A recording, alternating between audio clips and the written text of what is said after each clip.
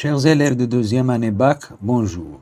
Dans cette vidéo, nous allons voir un exercice pour préparer au devoir surveillé numéro 1 et dont je vous laisse lire l'énoncé. Donc, on prend une fonction f définie sur R+, par f de x égale racine cubique de x au cube plus 3x. On nous demande tout d'abord d'étudier la dérivabilité à droite en 0 et d'interpréter le résultat obtenu. Alors pour cette question, comme d'habitude, on commence par calculer f de 0 tout d'abord. Donc f de 0 égale 0 parce que f de x égale racine cubique de x au cube plus 3x. Et on calcule alors limite quand x tend vers 0 plus de f de x moins f de 0 sur x moins 0. Donc qui est égal à limite quand x tend vers 0 plus de racine cubique de x au cube plus 3x moins 0. Et puis x moins 0, c'est x. Alors, on a deux méthodes qui se ressemblent. La première, je factorise ici par x au cube, ou bien la deuxième, j'écris que x, c'est racine cubique de x au cube, parce que x ici est positif. Alors maintenant, on va écrire le tout sous le même radical, parce qu'on a la même racine énième, qui est 3, et donc ça nous donne limite quand x tend vers 0 plus de racine cubique de x au cube plus 3x sur x au cube. X au cube sur x au cube, c'est 1, et 3x sur x au cube, c'est 3 sur x au carré. Alors, 3 sur x au carré, quand x tend vers 0 plus, x au carré tend vers 0 plus, 3 sur 0 plus, c'est plus l'infini. Je rajoute 1, c'est toujours plus l'infini. Et racine cubique tend vers plus l'infini, en plus l'infini. Donc, le résultat, c'est plus l'infini. Alors, on ne va pas le laisser comme ça, ni mettre juste des flèches, mais justifier, car limite quand x tend vers 0 plus de 1 sur x au carré égale plus l'infini. Et donc, limite quand x tend vers 0 plus de 1 plus 1 sur x au carré égale plus l'infini. Donc, de préférence entre parenthèses. Alors ici, la limite est égale plus l'infini, donc la fonction n'est pas dérivable à droite en 0, mais interprétation graphique, dans ce cas, la fonction admet une demi-tangente, on va voir comment elle est. Chaque fois qu'on calcule la limite du taux de variation, si vous voulez, et on trouve un nombre, ou bien plus l'infini, ou bien moins l'infini, l'interprétation graphique, c'est soit tangente, si c'est en un point, à droite ou à gauche, ce sont des demi-tangentes. Donc ici, la courbe C de f admet une demi-tangente verticale dirigée vers le haut, à droite en 0. Bien sûr, vous savez que ici j'ai un plus, ici un plus, donc c'est vers le haut. Si on a le signe ici avec le signe ici, donc la règle des signes, si le produit est positif, c'est vers le haut. Si le produit est négatif, c'est vers le bas. Maintenant, pour la deuxième question, on veut calculer f' de x pour tout x appartenant à 0 plus l'infini et déduire la monotonie de f. Je vous rappelle que si n est un entier supérieur ou égal à 2 et si u est une fonction dérivable et strictement positive sur i, alors la fonction x a pour image racine énième de u de x est dérivable sur i, et on a pour tout x appartenant à i.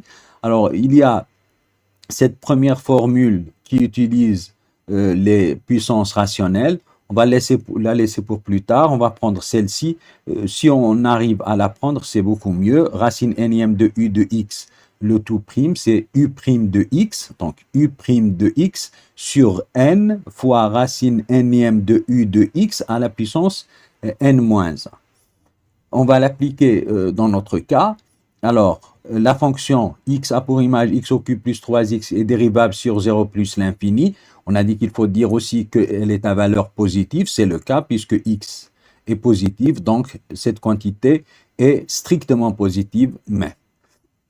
Et puis, la fonction racine x a pour image racine cubique de x, vous pouvez écrire juste racine cubique, est dérivable sur 0 plus l'intervalle ouvert 0 plus l'infini. Donc, la fonction f est dérivable sur 0 plus l'infini comme composée de deux fonctions dérivables. Maintenant, pour le calcul de la dérivée, on va prendre un x qui appartient à l'intervalle ouvert 0 plus l'infini. Donc, f' de x, c'est x au cube plus 3x le tout prime sur, alors vous vous rappelez, on a dit n, et ici n moins 1, donc 3 racines cubiques de x au cube plus 3x le tout au carré, x au cube, la dérivée c'est 3x au carré, 3x c'est 3, donc sur 3 racines cubiques de x au cube plus 3x, le tout au carré. Maintenant, ici en factorisant par 3 et en simplifiant, on obtient x au carré plus 1 sur racine cubique de x au cube plus 3x au carré.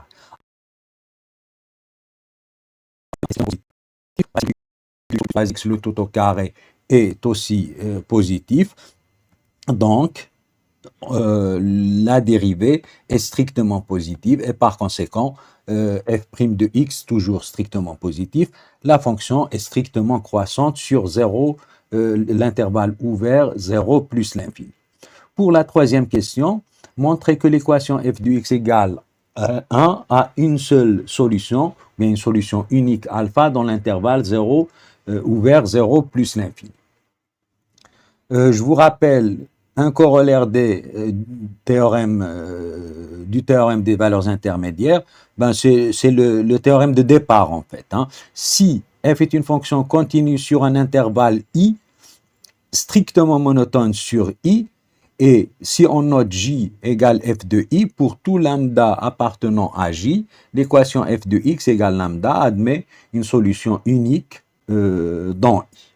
Alors ici, la fonction c'est f, lambda c'est 1 et l'intervalle i c'est 0 plus l'infini. On a déjà vu que f est continue et strictement croissante sur notre intervalle. Donc il nous reste juste à calculer j égale f de i et montrer que 1 appartient à notre intervalle, puis conclure. Alors, tout d'abord, f est continue sur l'intervalle 0 plus l'infini fermé. En effet, comme on l'a fait pour la dérivabilité, x a pour image x au cube plus 3x est une fonction polynomiale. Elle est donc continue sur l'intervalle 0 plus l'infini et est positive sur cet intervalle. Maintenant, on a fermé l'intervalle. Là, il suffit qu'elle soit positive. Ce n'est pas comme pour la dérivée, il faut qu'elle soit strictement positive. Et la fonction racine cubique est continue sur l'intervalle fermé 0 plus l'infini. Donc, f est continue sur l'intervalle 0 plus l'infini, toujours comme composé de deux fonctions continues. Alors, après, f est strictement croissante sur l'intervalle 0 plus l'infini. Puisqu'elle est continue et strictement croissante sur l'intervalle ouvert, alors elle est continue sur l'intervalle fermé. On a vu quand on calcule la dérivée, il suffit de trouver que c'est supérieur ou égal à 0 et qu'elle ne s'annule qu'on a un nombre fini de points. Je parle de la dérivée. Donc f est strictement croissante sur 0 plus l'infini. Donc l'image de l'intervalle semi ou bien fermé 0 plus l'infini. Alors ici, on a un intervalle fermé, donc ça va nous donner une image. Et là, il est ouvert, donc ça va nous donner une limite.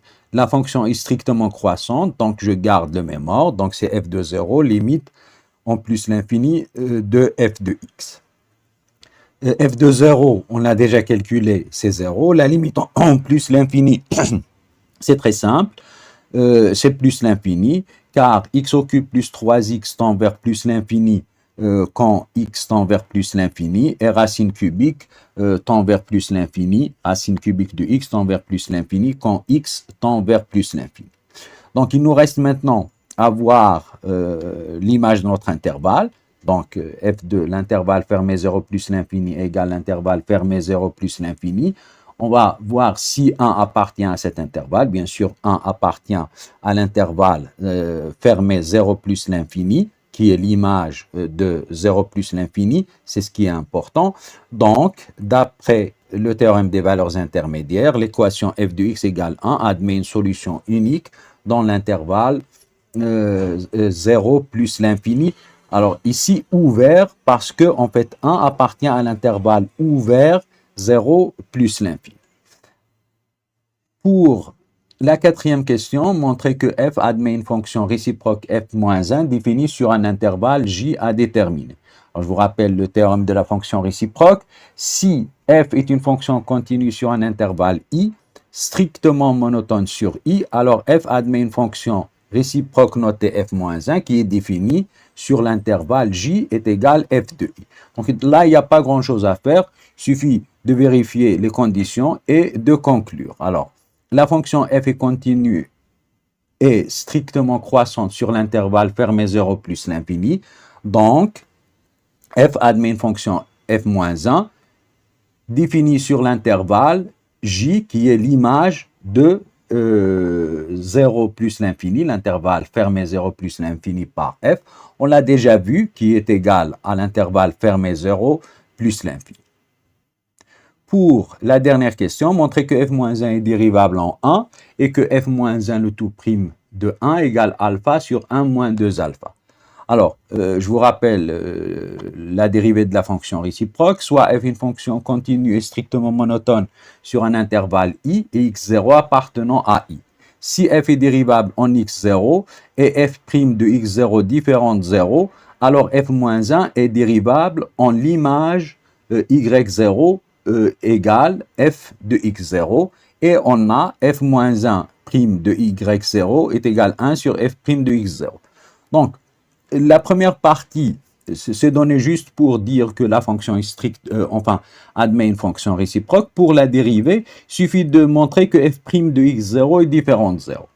Alors maintenant, dans notre cas, on a f de alpha égale 1, donc f de x égale y, ça veut dire que x égale f-1 de y. Donc, f-1 de 1, c'est alpha. Maintenant, on veut montrer que f-1 est dérivable en 1. Il suffit de montrer que f est dérivable en alpha et que f' de alpha est différent de 0. Alors, f est bien dérivable sur 0 plus l'infini ouvert et alpha est dans cet intervalle.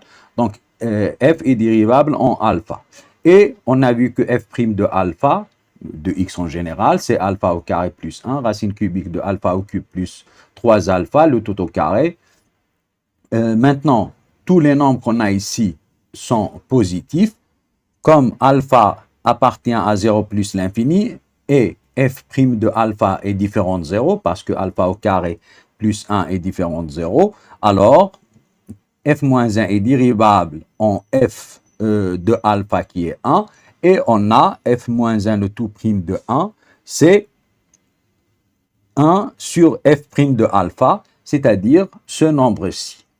Alors, c'est pas ce qu'on veut, on veut l'écrire sous la forme alpha sur 1 moins 2 alpha. Donc, là, on a pris l'inverse, mais c'est pas ce qu'on veut toujours. Alors, on va exprimer le fait que f de alpha égale à 1. Alors, f de alpha égale 1, ça veut dire quoi? C'est racine cubique de alpha au cube plus 3 alpha égale 1, c'est f de alpha. Maintenant, en élevant au cube, on obtient que c'est alpha au cube plus 3 alpha égale 1. Je fais passer le 3 alpha de l'autre côté. On obtient alpha au cube égale 1 moins 3 alpha. Mais alpha au cube, c'est quoi? C'est alpha au carré fois alpha. Donc, j'obtiens que alpha au carré égale 1 moins 3 alpha sur alpha. Maintenant, ce qu'on veut, nous, c'est racine cubique de alpha au cube plus 3 alpha le tout au carré. Ça, c'est égal à 1. Et on veut alpha au carré plus 1. Alors, alpha au carré plus 1, c'est égal à quoi? 1 moins 3 alpha sur alpha plus 1. En réduisant au même dénominateur, on obtient 1 moins alpha plus alpha sur alpha, c'est-à-dire 1 moins 2 alpha sur alpha. Alors, on remplace maintenant dans notre expression f moins 1 le tout prime de 1, c'est 1 sur alpha au carré plus 1, c'est-à-dire 1 moins 2 alpha sur alpha. On prend l'inverse pour obtenir 1 moins 2 alpha sur alpha. Et donc, le résultat, donc ici c'est alpha sur 1 moins 2 alpha. Je m'excuse pour l'erreur, mais ça va prendre beaucoup de temps à corriger vu que c'est la fin de la vidéo. Voilà, merci de votre attention et à la prochaine.